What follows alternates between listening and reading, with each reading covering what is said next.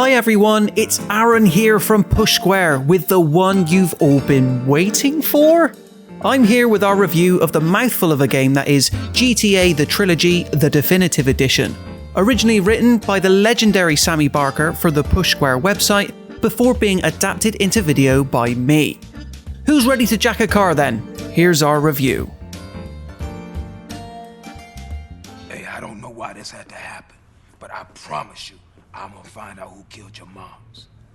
The streets is cold, dog. Where do we even begin with the Grand Theft Auto trilogy?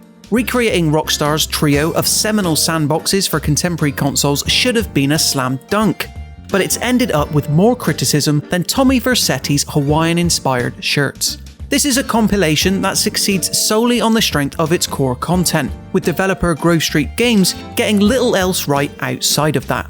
Featuring PlayStation 2 classics GTA 3, GTA Vice City, and of course San Andreas, let's start with the positives. The open worlders have been modernised in a number of key areas, with vastly improved camera controls, targeting, and the addition of checkpoints. This means you'll no longer need to return to a mission whenever your car unexpectedly explodes on the ride home. Further conveniences are added in the form of a GPS system, similar to what you'd find in modern sandbox games, alongside weapon and radio wheels that make switching a cinch. It's all been inspired by the familiar setup in GTA 5, and while gunplay still feels ancient, you only need to take a trip back to the early 2000s and you'll definitely feel the difference. Of course, part of the condemnation levelled at this bundle stems from business decisions outside of the product itself. Rockstar unceremoniously removed the PS2 versions of the same games from the PlayStation Store, meaning the only way to enjoy the originals is by taking a trip to eBay. Moreover, parent company Take-Two has been sending legal threats to modders, who've been working on their own dime to improve these titles. It's the kind of context that you'd expect a GTA game to parody, which is the greatest irony here.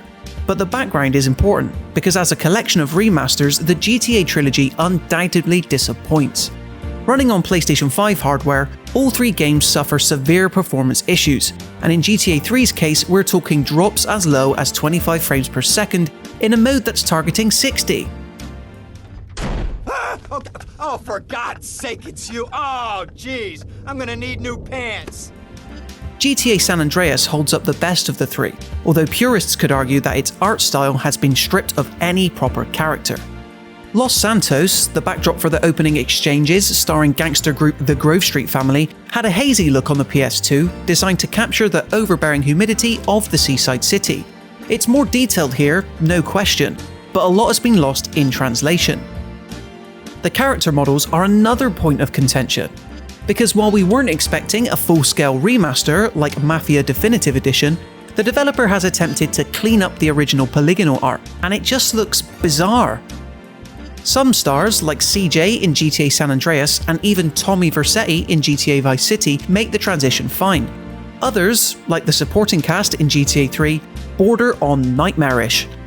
To be fair, seeing San Andreas and even Vice City in higher resolution exposes lots of details that went missing in the originals, although gags being murdered by the developer's use of AI upscaling on textures is almost unforgivable. We understand it's a thankless task blowing up antique assets from 480p to 2160, but someone needed to at least proofread them before they were even added to the game. It's frustrating because the core trio of titles are still thoroughly enjoyable. GTA 3 has aged the worst, as you'd expect, with its simplistic selection of missions around the dark and dreary Liberty City lacking the creativity that would come in later installments. As a throwback to a simpler age of sandbox games though, this is an iconic outing, a landmark game.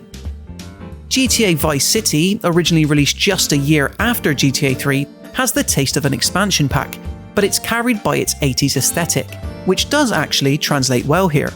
Grove Street Games has mucked up the contrast, which is unfortunate, but the city's searing neon colours and larger-than-life personalities still leap off the screen, and even without Michael Jackson, the soundtrack is a thriller. Of course, it's GTA San Andreas that's arguably Rockstar North's finest work, and while many of its systems have been iterated on in the 17 or so years since it first released, we'd argue that it still stands shoulder to shoulder with some of the best sandbox games of today. Take this paint and go hit shit up.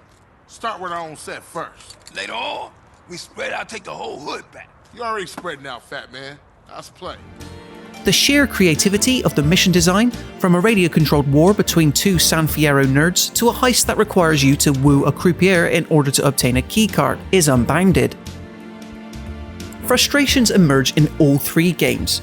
Even with the new checkpoint system, you're going to bunt your head against progress losses often, as enemies one-shot you from behind walls or your vehicles inexplicably explode. There are new bugs in these remasters too. We've lost control of our character when restarting missions a dozen times now, but many have also been carried forward from the original code. And yet, there's nothing quite like GTA, even the classics, when it comes together. Rockstar creates staggeringly lifelike worlds, and there are systems in these games that aren't even present in the biggest of blockbusters from today, like Cyberpunk 2077. That alone makes all three worlds feel immersive and alive, in spite of their age. But there's no question this compilation should have been better, and it succeeds on the strength of Rockstar's original work rather than Grove Street Games' conversion.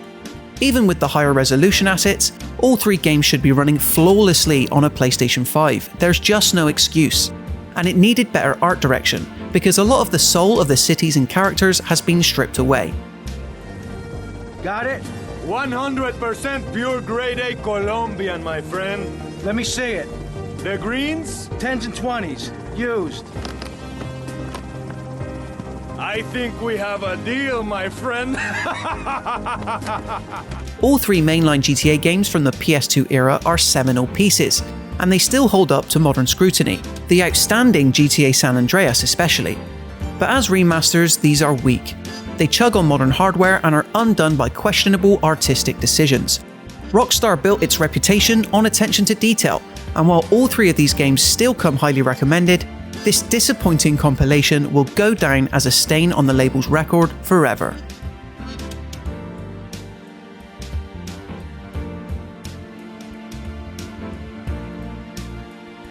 Oof, Sammy holding back no punches there. Well, that just about does it for our thoughts on the new GTA Trilogy compilation. Do you agree? Let us know in the comments section below.